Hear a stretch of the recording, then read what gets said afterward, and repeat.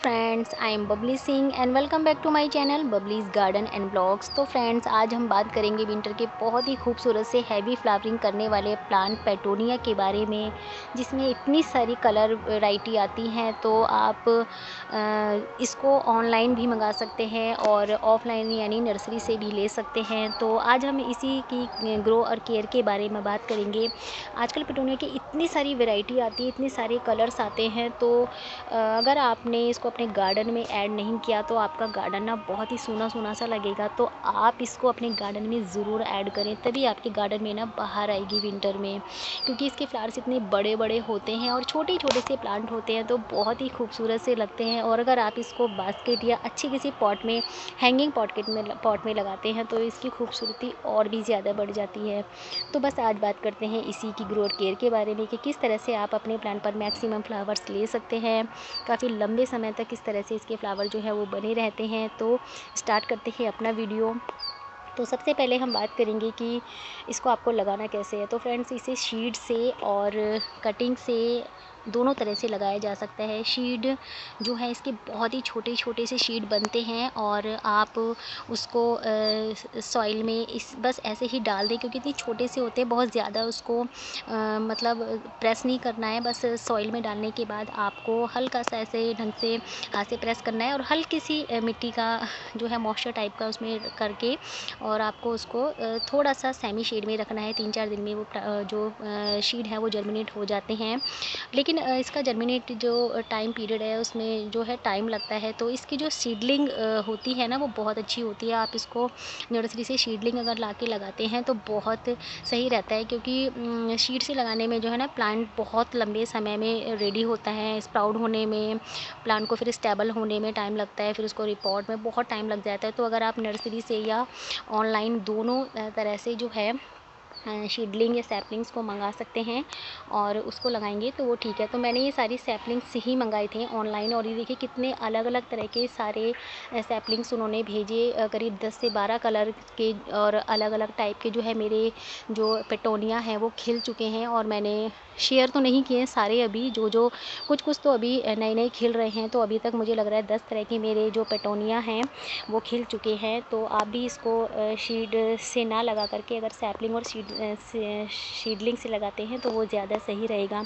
10-10 या 5-5 रुपये में इसके जो सैपलिंग्स और सीडलिंग्स हैं वो आसानी से नर्सरी में और ऑनलाइन भी मिल जाते हैं। इसके बाद बात करते हैं इसके पॉट की। तो फ्रेंड, आप इसके लिए मैक्सिमम 9 इंच का पॉट ज़रूर लें। इससे कम 8 और 9 इंच से कम के पॉट में जो है ये बहुत अच्छे से सर्वाइव नहीं करता है, क्योंकि ये प्लांट बहुत लंबे समय तक यानी कि मई जून तक फ्लावरिंग करता है। तो उसके लिए इसको अगर आप 9 इंच से छोटे पॉट में ना लगाएं, क्योंकि इतने लंबे समय तक फ्लावरिंग करने के लिए उतना प्लांट जो है इसके लिए सफिशिएंट होता है। उसके बाद बात करते हैं इसकी सॉइल की। तो फ्रेंड, इसके लिए आपको वेल ड्रेन सॉइल ही बनानी होगी, क्योंकि ये प्लांट इतने लंबे समय तक फ्लावरिंग करता है। तो वेल ड्रेन सॉइल तो हमें बनानी ही पड़ेगी। उसके लिए आप एक हिस्सा गार्डन सॉइल यानी कि नॉर्मल सॉइल का ले सकते हैं, एक हिस्सा आप रिवर सॉइल यानी कि जो सैंडी सॉइल होती है उसका ले सकते हैं, और एक हिस्सा कंपोस्ट का, और इसके अलावा थोड़ी सी आप इसमें कोकोपीट भी ऐड कर सकते हैं। इस तरह से मिलाकर के आपको इस प्लांट के लिए वेल ड्रेन सॉइल ही बनानी है।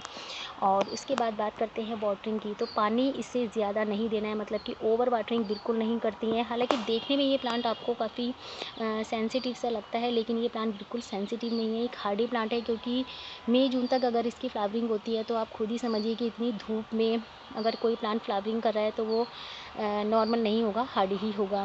क्योंकि मैंने बहुत सारे ऑनलाइन वीडियोस देखे, तो मेरे कुछ फ्रेंड्स गार्डनर्स जो फ्रेंड्स हैं उन्होंने वीडियो में बताया कि उनके यहाँ पर जो है ये करीब जून जुलाई तक भी फ्लावरिंग करता है। जैसे कि थोड़े जहाँ ठंडे एरिया होते हैं वहाँ पर ये करता है। तो हमारे यहाँ भी अप्रैल मई तक नॉर्मल जो है इसकी फ्लावरिंग होती ही है।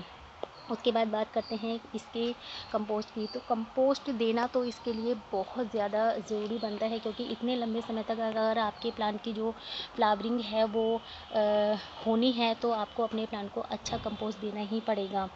इसके लिए आप महीने और 15 दिन में इसके कंपोस्ट का जो है डिसाइड कर लें। तो 15 दिन में भी दे सकते हैं और एक महीने में भी दे सकते हैं। कंपोस्ट में आप इसे वर्मी कंपोस्ट दें, गोबर की खाद दें, तो बहुत ज़्यादा बेस्ट है। इसके अलावा आप अपने घर के जो किचन वेस्ट से बने जो भी आपके ऑर्गेनिक फर्टिलाइज़र्स हैं उनको दें तो वो बहुत अच्छा है। जैसे कि मैं अपने घर के किचन वेस्ट से यानी फ्रूट और वेजिटेबल के छिलकों से बने जो भी ऑर्गेनिक फर्टिलाइज़र मैं बनाती हूँ वही खाद देती हूँ, और लिक्विड में भी मैं उनको पीस करके मिक्सी में और लिक्विड फर्टिलाइज़र बना करके देती हूँ।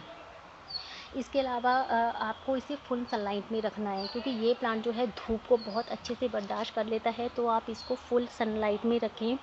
और इसके अलावा आपको इसकी ना टाइम टाइम पर पिंचिंग करनी है। जब आपका प्लांट जो है स्टेबल हो जाता है ना, जब आप लगाते हैं तो उसके फर्स्ट टाइम पर जब आपके प्लांट में बर्ड्स आने शुरू होते हैं तो आपको स्टार्टिंग में ही अपने प्लांट की पिंचिंग कर देनी है। ये देखिए मैंने अपने प्लांट की स्टार्टिंग से ही पिंचिंग करनी स्टार्ट की, तो आप देख सकते हैं मेरे सारे प्लांट जो है कितने बुशी हो गए हैं। इस तरह से आपके प्लांट भी बहुत घने हो जाएंगे। और पिंचिंग करने से ये फ़ायदा होता है कि आपके प्लांट में बहुत सारे ब्रांचेज निकल आते हैं। ये देखिए कितने सारे कितने बुशी हो गए ये प्लांट। तो जितने ज़्यादा ब्रांचेस निकल करके आएंगे फ्लावरिंग भी फिर उतनी ही ज़्यादा होगी, क्योंकि जितने ब्रांचेस आएंगे उतनी ही ब्रांचेस पर बर्ड्स बनेंगे, कलियाँ बनेंगी, और उसके बाद उतने ही फिर फ्लावर्स भी खिलेंगे। तो पिंचिंग टाइम पर करना बहुत ज़रूरी है। और ये प्लांट ना रीफ्लावरिंग करता है, मतलब एक बार फ्लावरिंग हो जाएगी उसके बाद आप उसे फिर से पिंच कर दीजिए, फिर वहाँ से नई ब्रांच निकलेंगी, फिर से फ्लावरिंग होगी। तो ये फ्लावरिंग जो है ना रिपीट करता रहता है, मतलब इस पर जून जुलाई तक अगर फ्लावरिंग होती है तो वो इसी तरह से होती है। जैसे ही आपके प्लांट पर जो है फ्लावरिंग हो जाती है, आपका जो फ्लावर है वो सूख जाता है। जैसे कि ये जो फ्लावर आप देख रहे हैं ये बिल्कुल सूख चुका है, मैं इसको हटा दूँगी, और मैंने कल ही सारे हटाए थे तो ये आज ही सूखा है। तो जैसे ही आपके प्लांट के फ्लावर जो है वो स्पेंट हो जाते हैं, सूख जाते हैं, तो आपको उनको तुरंत हटा देना है, क्योंकि अगर आप उनको नहीं हटाएंगे तो आपके जो प्लांट की जो ग्रोथ है वो रुक जाएगी, क्योंकि प्लांट की पूरी एनर्जी उस शीड को बनाने में लग जाएगी और आपका प्लांट जो है ग्रोथ नहीं कर पाएगा और फ्लावरिंग पर भी असर पड़ेगा। तो जैसे ही फ्लावर जो है स्पेंट हो जाता है, सूख जाता है, आपको उसे अपने प्लांट से तुरंत हटा देना है। जहाँ से आप हटाते हैं वहाँ से आप देखेंगे कि आपके प्लांट पर ना नई नई ब्रांचेज आती हैं। ये देखिए कितना बुशी हो गया है। तो जैसे ही मेरे फ्लावर जो है सूख जाते हैं मैं अपने प्लांट से उनको तुरंत हटा देती हूँ। तो इससे आपका प्लांट बुशी होता है, घना होता है। तो पिंचिंग तो आपको करते ही रहना है। इसके अलावा आपको अपने प्लांट में टाइम टाइम पर उसकी मतलब सफाई यानी कि निराई गुड़ाई करते रहना। देखिए मेरे प्लांट कितना ये कितना साफ़ है। हम इसके टाइम टाइम पर जो है निराई गुड़ाई करते रहते हैं। ये देखिए एक भी खास नहीं है। और पिंचिंग वाले पार्ट को भी देखिए मैंने ये लगाया हुआ है। ये मेरे जितने भी प्लांट में आप दो दो तीन तीन देख रहे हैं, ये सारे मेरे पिंचिंग वाले पार्ट हैं, तो ये बहुत आसानी से हो जाते हैं। तो बस ये सारी बातें मुझे लगता है आपके पेटोनिया को लंबे समय तक फ्लावरिंग देने के लिए बहुत हैं। तो वीडियो को प्लीज़ फ्रेंड्स लाइक करें, शेयर करें, और मेरे चैनल को सब्सक्राइब करना ना भूलें। और हाँ, अगर इसकी आपको एक्स्ट्रा और केयर करनी है तो इसके लिए फ्रेंड आपको ना इसे ऑर्गेनिक फर्टिलाइज़र ज़रूर देना है। मतलब इसमें बहुत हैवी फ्लावरिंग के लिए आप इसे अगर ऑर्गेनिक फर्टिलाइज़र देते हैं तो वो इसके लिए बहुत ज़्यादा बेस्ट है।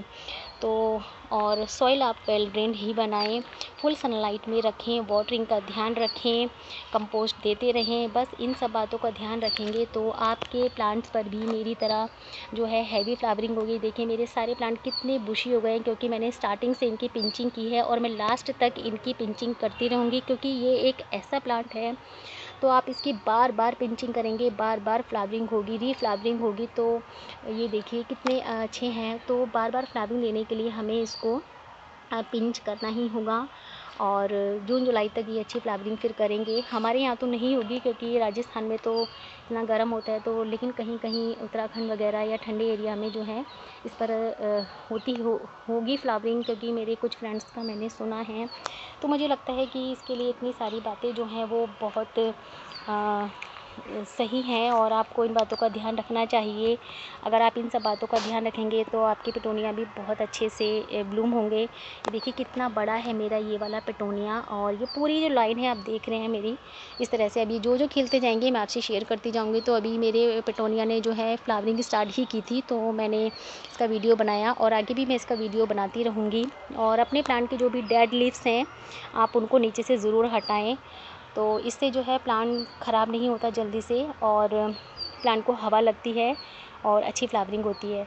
तो फ्रेंड वीडियो में सारी जानकारी मैंने आपको दी है पेटोनिया के बारे में, किस तरह से आप इसे ग्रो करें। तो वीडियो को प्लीज़ लाइक करें, शेयर करें, और मेरे चैनल को सब्सक्राइब करना ना भूलें। मिलते हैं नेक्स्ट वीडियो में नेक्स्ट टॉपिक के साथ। तब तक के लिए friends bye bye, take care, happy gardening.